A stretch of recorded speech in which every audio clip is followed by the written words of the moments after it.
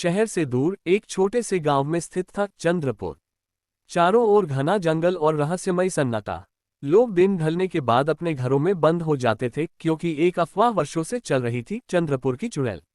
ये कहा जाता था कि बरसों पहले गांव की एक लड़की नैना को गांव वालों ने डायन समझकर जला दिया था। उसकी चीखें अब भी रात के सन्नाटे में सुनाई देती थीं। और जब कभी कोई उस पुराने कुएं के पास जाता, वह लौटकर नहीं आता।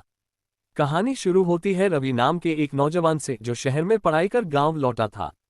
वह इन किस्सों पर विश्वास नहीं करता था। अंधविश्वास है सब, उसने गांव के बुजुर्गों से कहा। लेकिन जब उसके बचपन का दोस्त अर्जुन एक रात अचानक गायब हो गया, तो रवि को झटका लगा।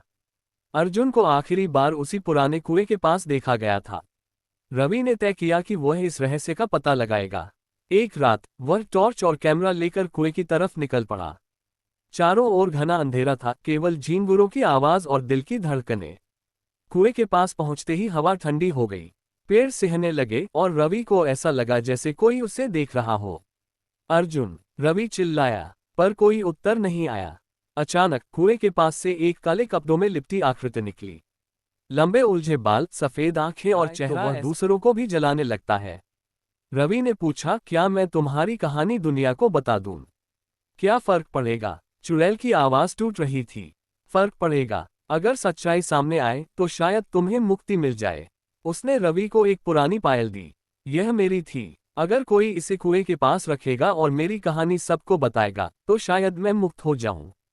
रवि दौड़ता हुआ गांव लौटा। अगली सुबह पंचायत के सामने सारी कहानी सुनाई, सबूत दिए और नैना की पायल कुएं के पास रखी। उस रात पहली बार चुड़ैल की चीखें नहीं सुनाई दी। कुएं से हल्की सी रोशनी उठी, जैसे किसी आत्मा ने मुक्ति पाई हो। अर्जुन भी 2 दिन बाद बेहोशी की हालत में गांव के बाहर मिला। वह बच गया था। अब चंद्रपुर में लोग कुएं को डर से नहीं, श्रद्धा से देखते हैं। और रवि की वजह से एक निर्दोष आत्मा को शांति मिली।